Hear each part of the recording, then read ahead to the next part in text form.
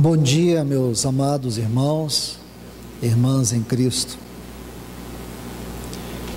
Vamos abrir as nossas Bíblias na segunda epístola que Paulo escreveu aos Tessalonicenses. Vamos ler o capítulo 2 e os versículos 1 a 3. Iremos dar continuidade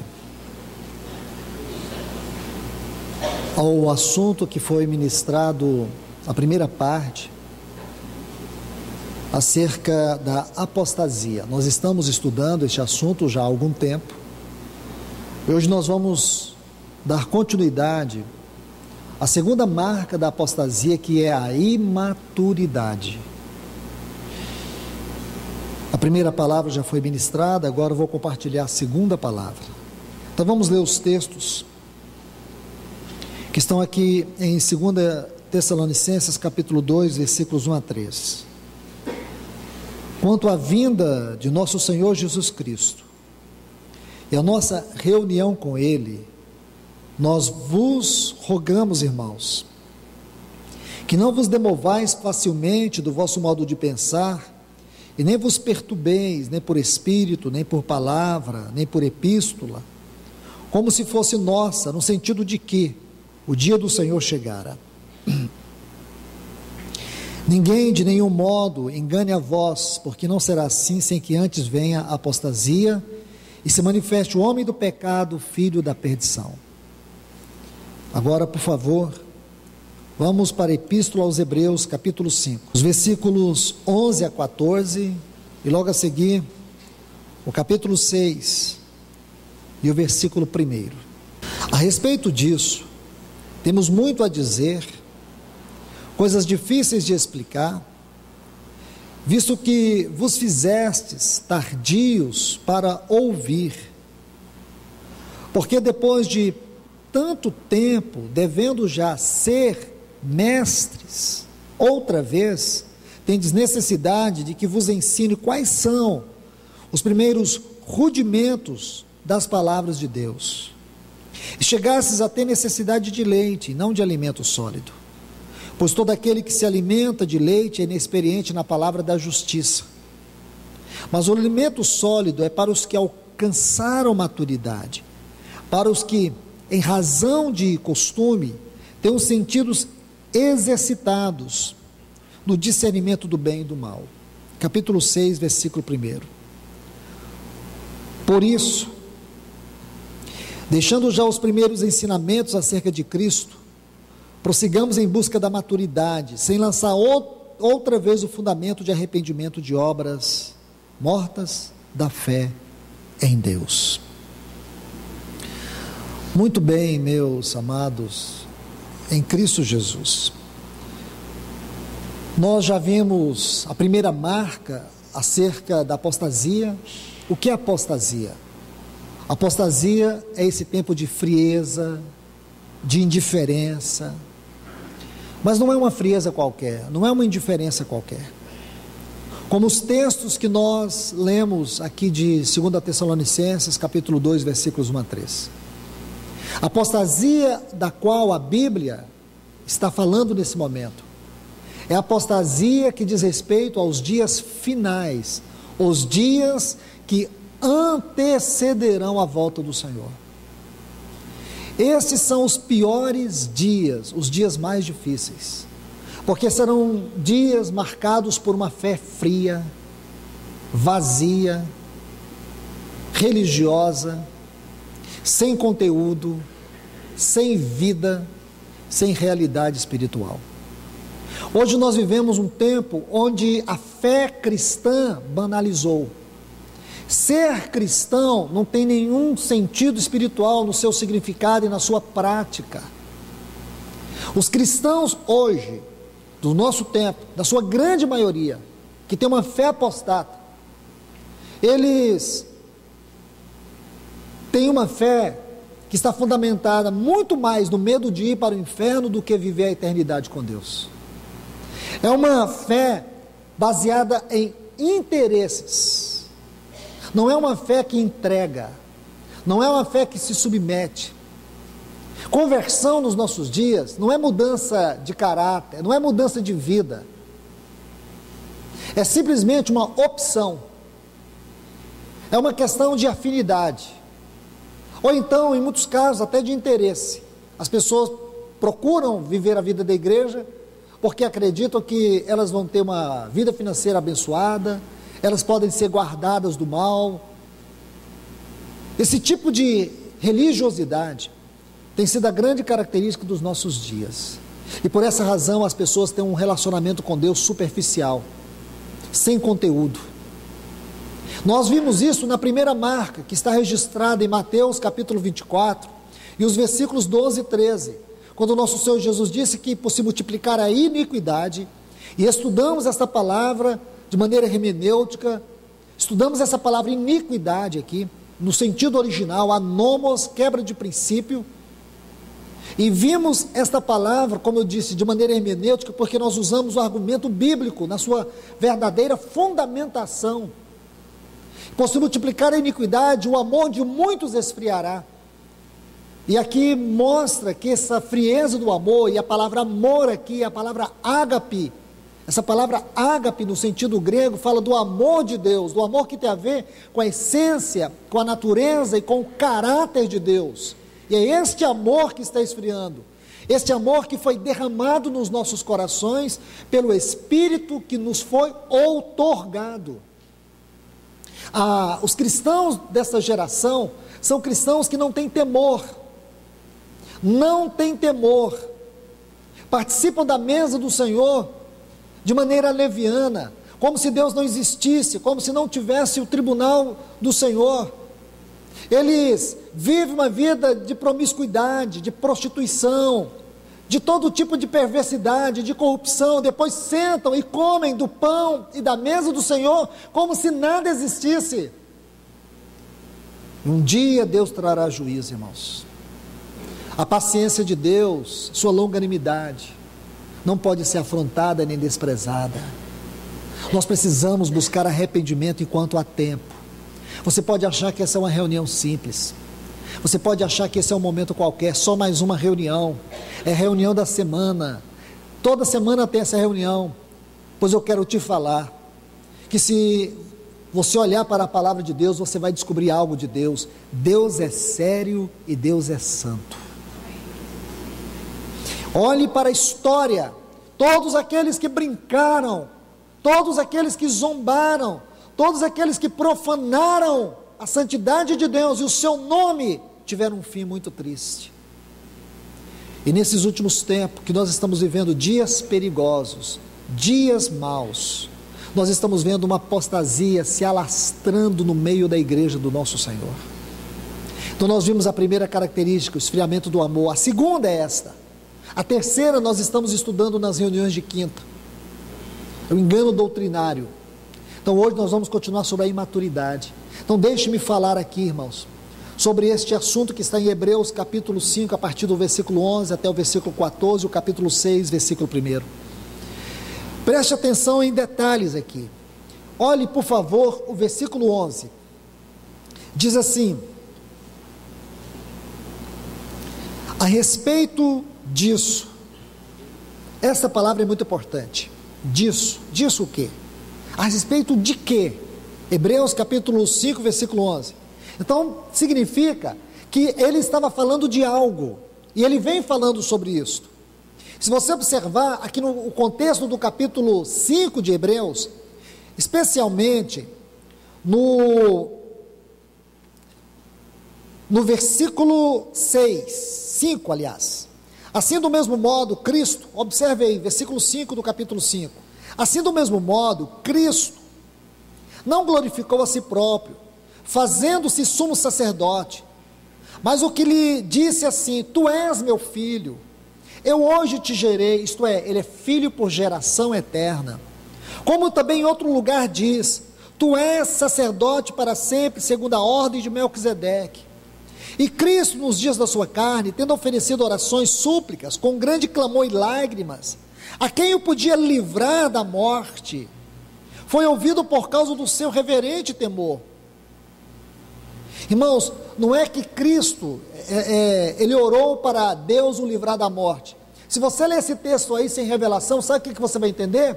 Que lá na cruz, Cristo orou e disse: Pai, me livra da morte. É como se ele não quisesse morrer. Escute, escreva isso, para nunca mais você esquecer. Ele não orou para que o Pai o livrasse da cruz, para que o Pai o livrasse da morte. Ele orou para que ele não pudesse morrer subitamente na cruz. Ele orou para que ele fosse até o fim. Está entendendo? Porque se você pega esse texto de uma maneira errada, você vai achar que Jesus orou para que o Pai não o deixasse morrer ou que o livrasse da morte. Não, mas que o livrasse de morrer subitamente. E você sabe que ele foi crucificado às 9 horas e ficou até às 3 da tarde. E era nesse período que ele orava para que o Pai não deixasse ele morrer, porque ele queria ir até o fim. Esse é o nosso Salvador. Tão impressionante é o seu amor. Então vamos seguir. Versículo 8: embora fosse filho, aprendeu a obediência pelas coisas que padeceu. E tendo sido aperfeiçoado, veio a ser fonte eterna de salvação para todos os que obedecem. E foi proclamado publicamente por Deus como sumo sacerdote segundo a ordem de Melquisedeque. Então essa frase no versículo 11, por isso, grave bem, por isso, tem a ver com essa exposição, tem a ver com esse assunto. Meus irmãos, o assunto sobre Cristo ser o nosso sumo sacerdote, segundo a ordem de Melquisedeque, é o ponto mais elevado da revelação da pessoa e da obra de Cristo na Epístola aos Hebreus. E por quê, irmãos? Se você estudar esta grandiosa epístola, você vai ver em alguns pontos, nós já tivemos estudando o primeiro, mas você vai ver em alguns pontos, aonde o escritor desta epístola dá ênfase sobre o sacerdócio de Cristo segundo a ordem de Melquisedeque, e ele queria avançar neste assunto. Então deixe-me colocar um ponto, eu chamo a atenção máxima de todos vocês, observe isso com todo o cuidado. Meus irmãos, o capítulo 5, versículo 11, até o capítulo 6, versículo 20, é um parênteses. Se você observar aqui, é um parênteses. Ele vinha compartilhando, desde o versículo 5, do capítulo 5, ele vinha falando sobre o sacerdócio de Cristo segundo a ordem de Melquisedeque.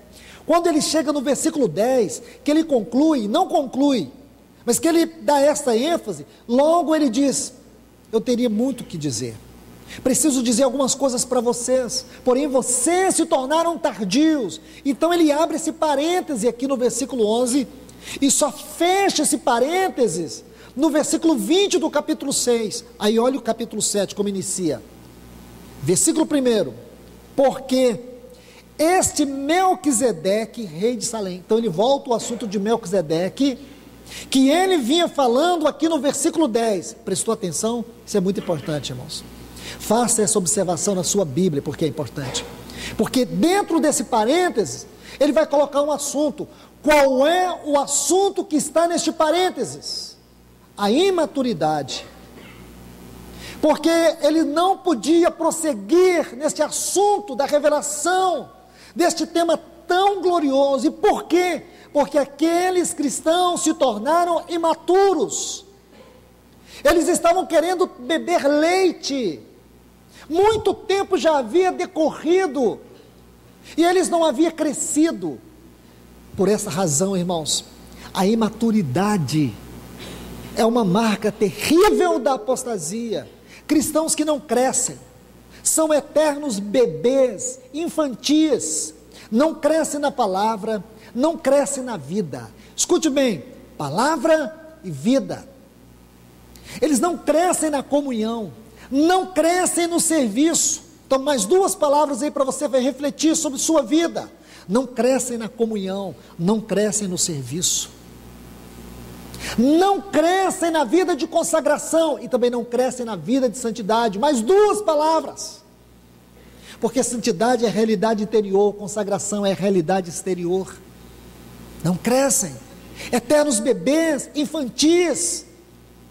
Qualquer prova, qualquer luta, qualquer tentação os derruba, os coloca para baixo. E por quê, irmãos? Imaturidade.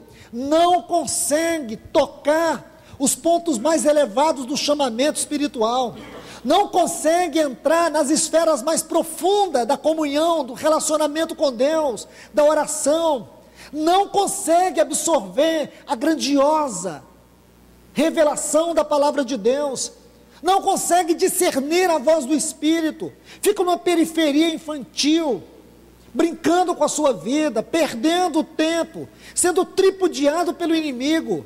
Irmãos, repito mais uma vez o que tenho dito por vários anos: nós não temos o direito de sermos ignorantes.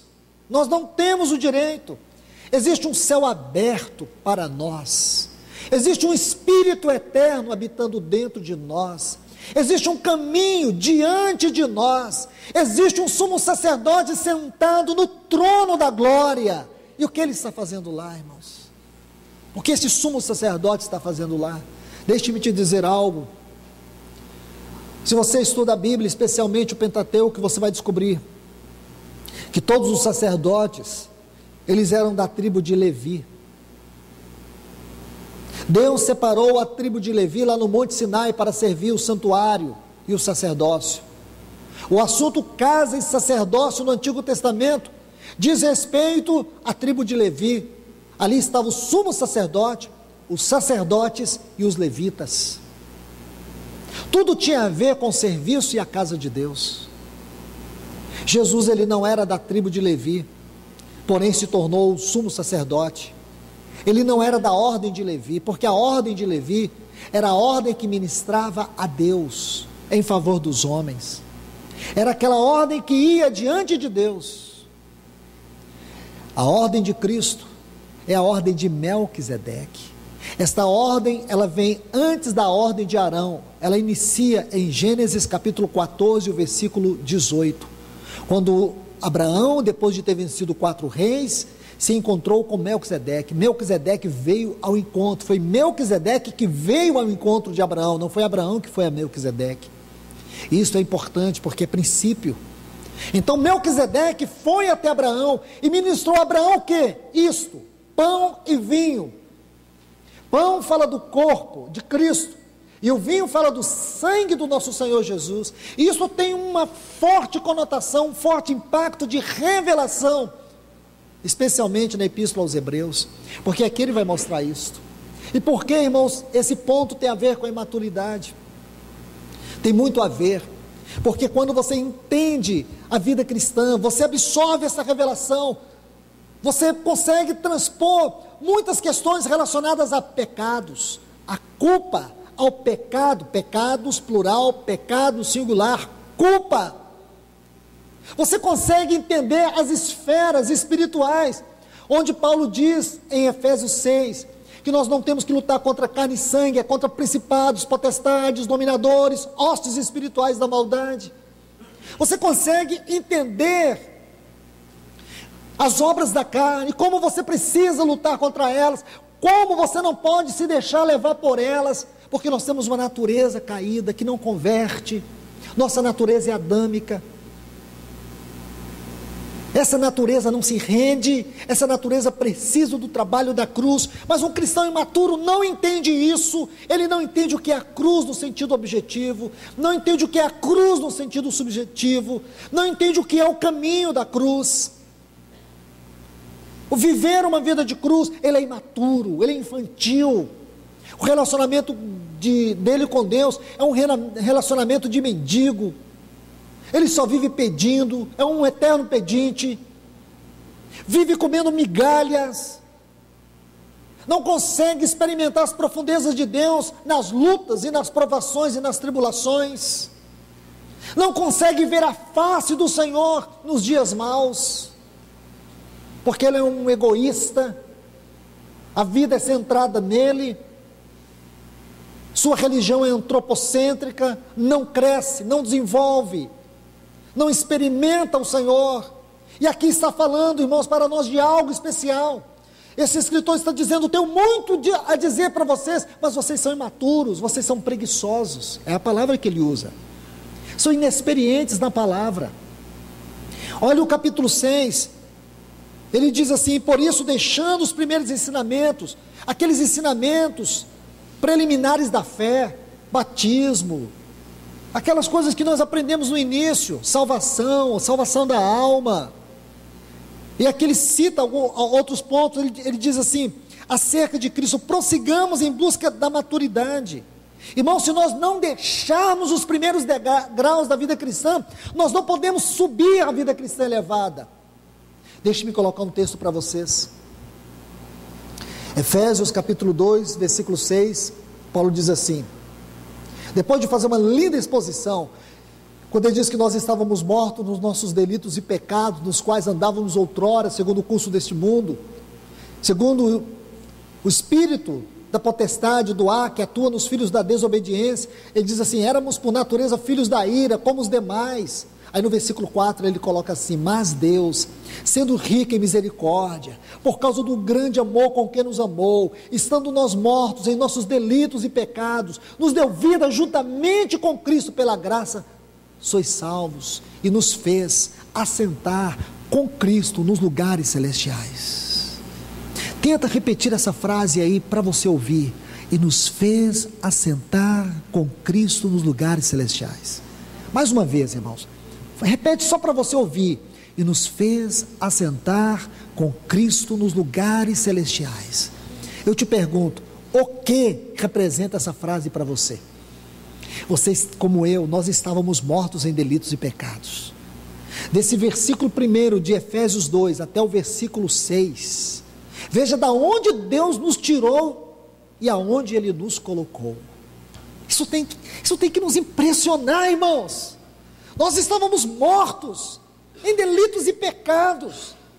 Nossa situação era irremediável. Mas Deus, sendo rico em quê? Em misericórdia. Sabe o que é misericórdia de Deus? Ele não dar a nós o que nós merecemos.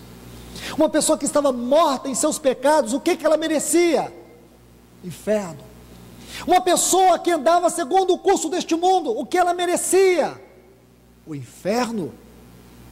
Uma pessoa que era governada pelo espírito da desobediência, era um filho da desobediência, o que ele merecia?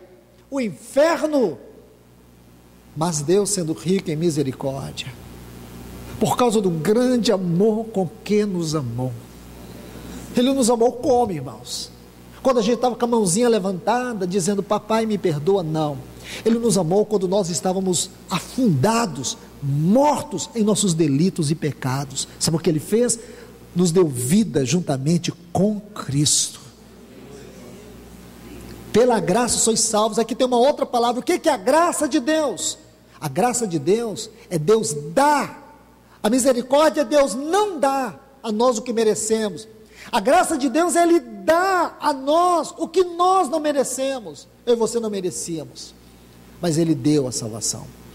Essa salvação foi uma pessoa, o seu amado Filho, e nos fez assentar com esse Filho. Isso é vida cristã, é vida num plano mais alto, não é vida medíocre.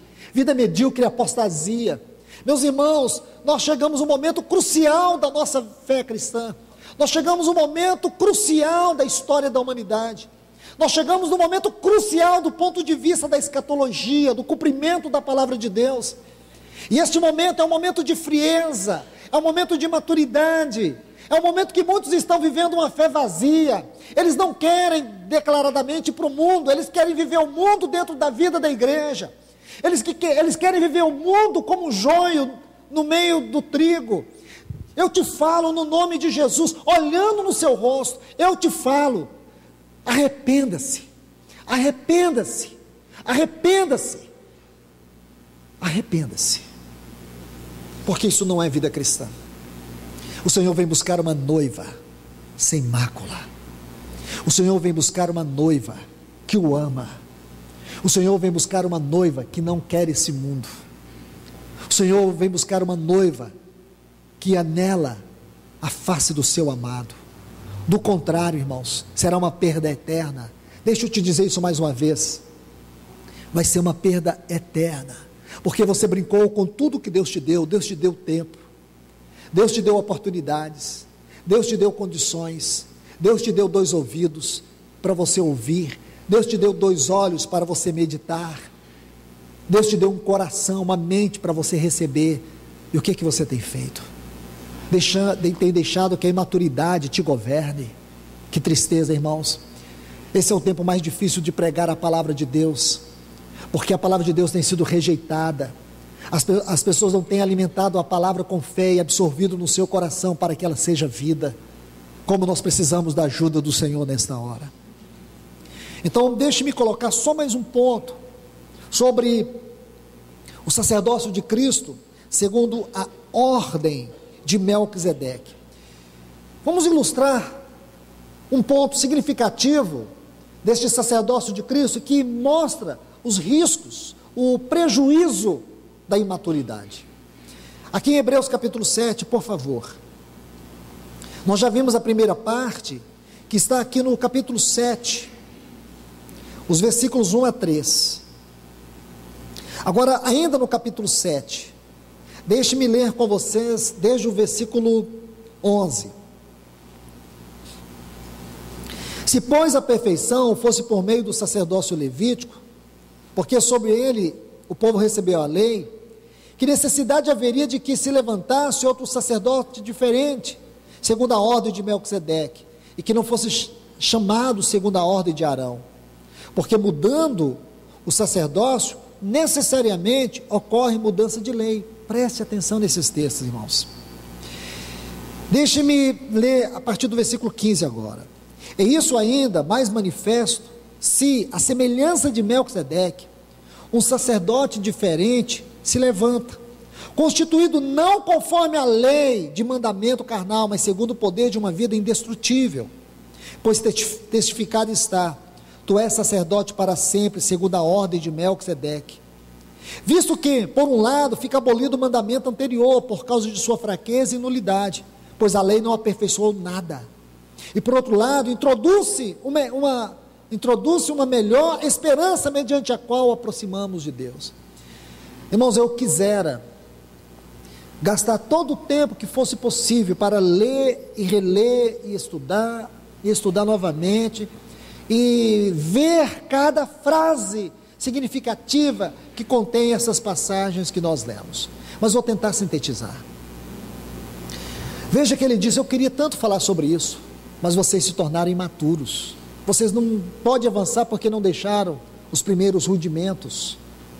O assunto aqui era o sacerdócio de Cristo Jesus, o ponto mais elevado da revelação do Filho de Deus nesta epístola, e aqui ele vai mostrar um degrau a mais desse sacerdócio de Cristo Jesus.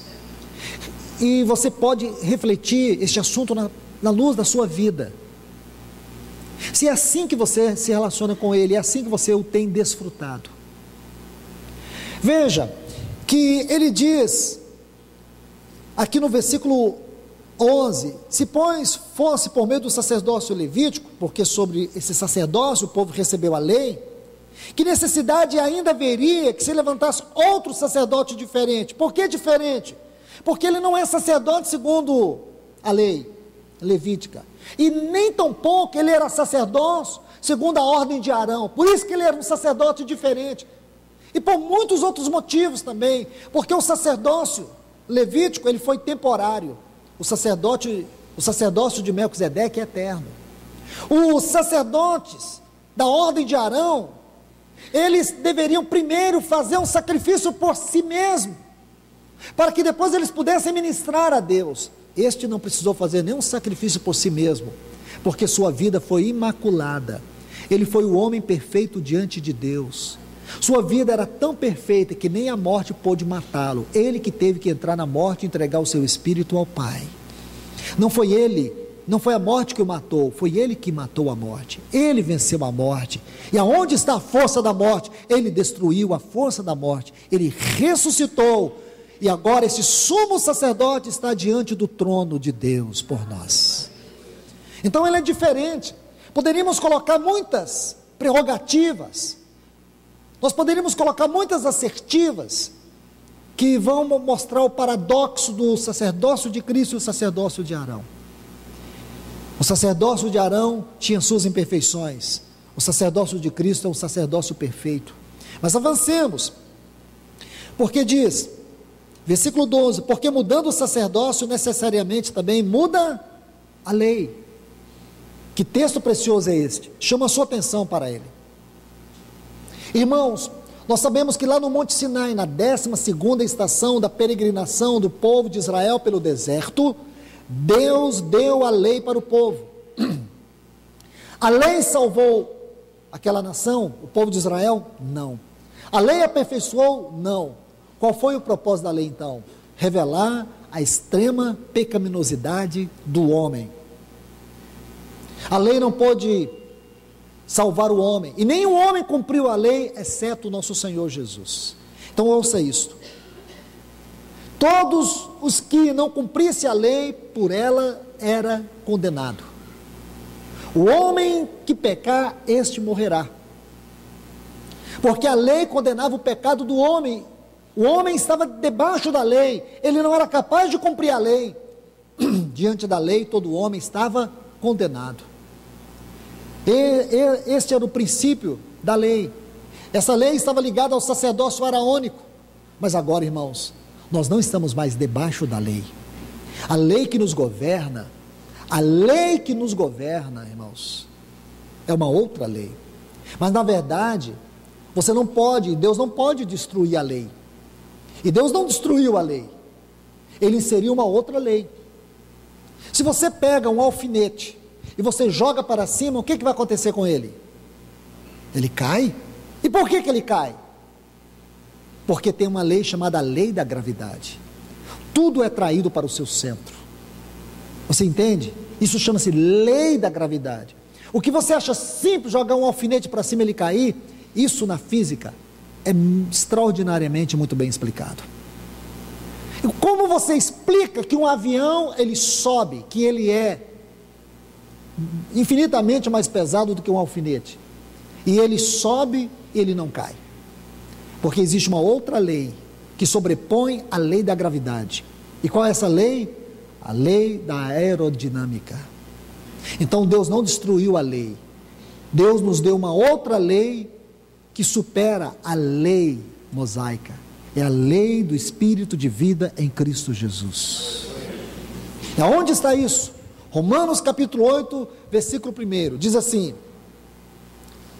não há nenhuma condenação para aqueles que estão em Cristo Jesus. Aqueles que não andam segundo a carne, a lei, mas segundo a lei do Espírito de vida em Cristo Jesus. Vamos ler esse texto, eu creio que é fundamental para todos nós refletirmos um pouco sobre esse texto. Romanos capítulo 8, versículo 1. E essa palavra é importante, ela é uma cláusula conclusiva, está concluindo. Portanto, agora nenhuma condenação há para os que estão em Cristo Jesus, aqueles que não andam segundo a carne, mas segundo o Espírito, porque a lei do Espírito de vida em Cristo Jesus te livrou da lei do pecado e da morte. Irmãos e irmãs, se nós verdadeiramente absorvêssemos toda a verdade destes textos, configuradas, conjugadas, com este assunto aqui do sacerdócio de Cristo Jesus, segundo a ordem de Melquisedeque, neste ponto que nós estamos abordando aqui, seria o suficiente para nós jubilarmos em adoração e em gratidão a Deus neste exato momento. E por que não fazemos? Por uma simples razão: essa mente aqui atrofiada, petrificada, fria, indiferente. Uma verdade celestial jorra, mas nós ficamos ainda olhando, meditando, será, o quê? Como somos frios, irmãos. Imagine, nós estávamos mortos, condenados debaixo da lei, aquela lei, e se Deus não tivesse nos dado essa lei em Cristo Jesus, até hoje nós estaríamos condenados. Nós não poderíamos comer deste pão, nem beber deste cálice. E por que podemos beber deste pão, beber deste cálice e comer desse pão? Por que nós podemos comer dele, participar dele? Nós não fazemos isso porque nós estamos procurando justiça, nós Fazemos isso porque já fomos justificados, porque não estamos mais mortos em nossos delitos e pecados. Nós já fomos ressuscitados em Cristo Jesus. Toda a nossa vida velha já passaram, tudo se fez novo. Agora nós não temos que retroceder, nós não temos que olhar para os nossos pecados, porque nem Deus olha para eles. Mas uma pessoa imatura, ela ainda é escravizada pelos seus pecados, ela é escravizada pela culpa do pecado. Mas um cristão maduro, ele não precisa ficar escravizado pelo pecado. Sabe por quê? Porque ele sabe que há um sumo sacerdote diante de Deus no trono da glória. Esse sacerdote não ministra sobre a lei de Moisés, esse sacerdote ministra sobre a lei do Espírito de vida. E segundo a lei do Espírito de vida, não há condenação para aqueles que estão em Cristo Jesus. E mais ainda, este sumo sacerdote entronizado, ele não está lá entronizado por si mesmo, ele não está entronizado por causa dos anjos, ele está como sumo sacerdote entronizado por causa de nós. De nós, ele está entronizado para poder abrir este caminho e mantê-lo aberto, para que eu e você possa entrar, e não sermos escravizados e nem destruídos pela culpa, para que a nossa vida cristã alcance vigor, para que nós possamos encontrar socorro no momento da angústia, para que nós venhamos ser livrados do desespero, para que o inimigo não tenha ocasião para nos destruir. E porque ele não tem poder de nos destruir? Porque essa vida indestrutível, a vida a qual este sumo sacerdote ministra, ela é dentro de nós um poder irresistível, que nem Satanás, nem a morte, nem o inferno tem poder de nos destruir, porque nós estamos tomados por esta vida, ministrados por esta vida, pão e vinho, é isso que comunica, irmãos, a vida do Senhor. Você pensa que Satanás tem poder de nos destruir? Ele não tem, mas ele veio matar, ele veio roubar, ele veio destruir. E por que Satanás não pode nos destruir? Porque nós temos dentro de nós a ministração da vida indestrutível. Não é o que diz o texto, irmãos? Olhe, por favor, volte aqui no capítulo 7, já estou concluindo,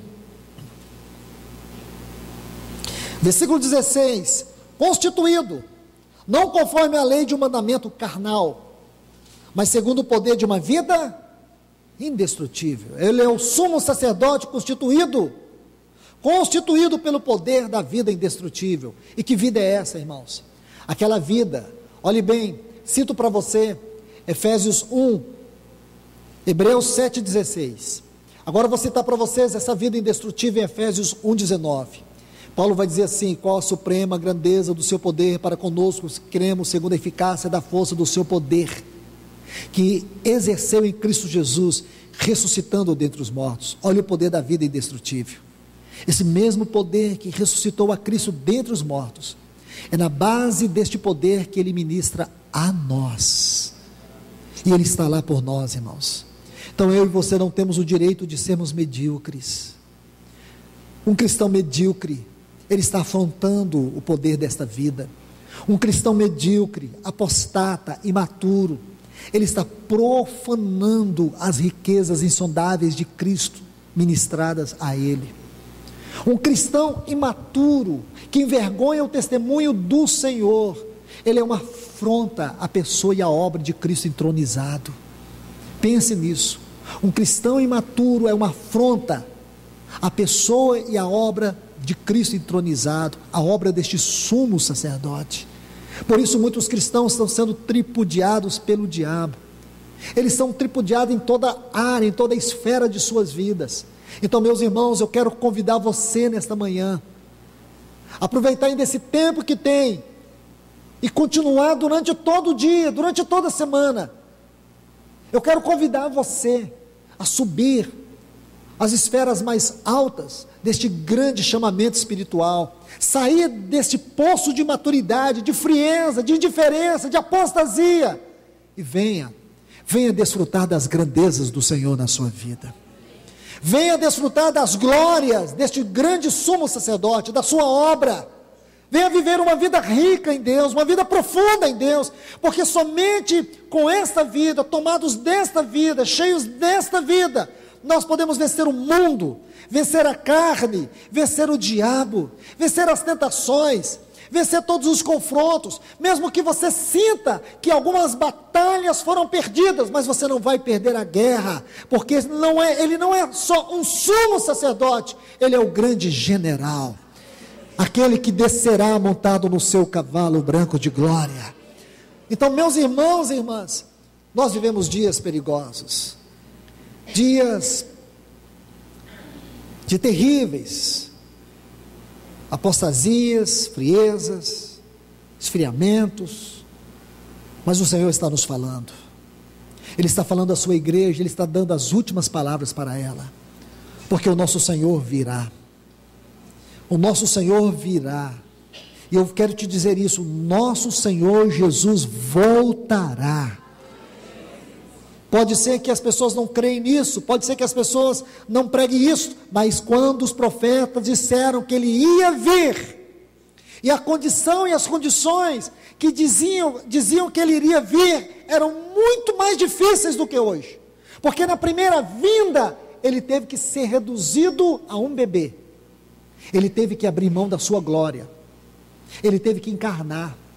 A sua primeira vinda foi muito mais complexa. Escute, a primeira vinda foi muito mais complexa. Do ponto de vista humano, ela seria impossível. Os profetas diziam isso, profetizaram isso. Se você olhar a primeira vinda dele, as condições eram completamente diferentes da sua segunda. Ele teve que vir como um bebê. Havia apenas um grupo pequeno de remanescente que não chegava a 10 pessoas. Um grupo pequeno, que estavam ali, vivendo naquele mundo de religiosidade. Quando ele veio, as condições eram difíceis, ele não tinha nenhuma casa para nascer, ele teve que nascer na manjedoura. Olhe todas as condições. Agora não, irmãos, na sua segunda vida, a glória, há muita glória envolvida. O anjo tocará a trombeta. Irmãos, e no abrir e fechar de olhos, Ele virá para buscar uma noiva. Da primeira vez Ele veio, não teve glória, humanamente falando. Claro que houve glória sim, mas essa segunda vez haverá glória, uma glória como nunca, irmãos. Todos os anjos, aquelas miríades de anjos que estão nos céus, virão todos com Ele. Da primeira vez Ele veio sozinho, irmãos, na pessoa de um indefeso e pequeno bebê, mas agora o nosso Senhor virá. Apocalipse vai nos contar isso, irmãos. Apocalipse capítulo 19 diz que Ele virá montado num cavalo branco. É uma figura profética, mas isso fala que Ele vai vir com toda a sua força, vai vir com toda a sua glória, como o relâmpago que sai do oriente e se mostra no ocidente, assim será a vinda do Filho do Homem. E os poderes dessa terra serão abalados, desde o inferno serão abalados. Satanás com todos os seus anjos não poderão fazer nada, porque no abrir e fechar de olhos, a noiva do Senhor Jesus vai se unir com todos aqueles que já estão em Cristo Jesus, e assim seguiremos para ver a face do nosso Senhor. Ele será aquele que estará entre os milhares de milhares, mas nós queremos ver apenas o seu rosto. Então Ele voltará, e que eu e você estejamos com o nosso coração anelante por Ele, e que esta manhã, irmãos, o nosso coração revele isto, ainda no tempo que temos aqui, o nosso coração revele o anelo que temos por Ele hoje ser o nosso sumo sacerdote, e Ele está ali como nosso sumo sacerdote, sabe para quê? Para ministrar Deus a nós, para não nos perder. Ele está lá adiante, Ele entrou por nós, Ele abriu o caminho para nós, Ele está lá por nós. Quão grande é o sumo sacerdote que nós temos. Que Deus os abençoe. Senhor, nós te adoramos e te bendizemos. Obrigado, Senhor, por mais uma vez estar reunidos aqui em teu nome. Obrigado mais uma vez pela tua doce, santa, rica e poderosa palavra. Abençoe o teu povo nesta hora, Senhor. Que esta palavra penetre nas nossas vidas. Que ela cumpra aquilo que o Senhor determinou nesta manhã. Que ela corte aonde ela tiver que cortar. Que ela quebre aquilo que ela tiver de quebrar. Que ela penetre aonde ela tiver que penetrar. Mas, Senhor, que ela faça a tua obra em nós. Em cada um de nós, faz a tua obra nesta manhã, Senhor. Porque nós queremos comer do teu pão, beber do teu cálice, sentindo, Senhor, que nós não vamos ser condenados com este mundo. Sentindo que nós não estamos comendo e bebendo indignamente do Senhor. Ó Deus, nós te pedimos nesta hora, que o teu Espírito continue conduzindo esta reunião para a glória do teu nome. Amém.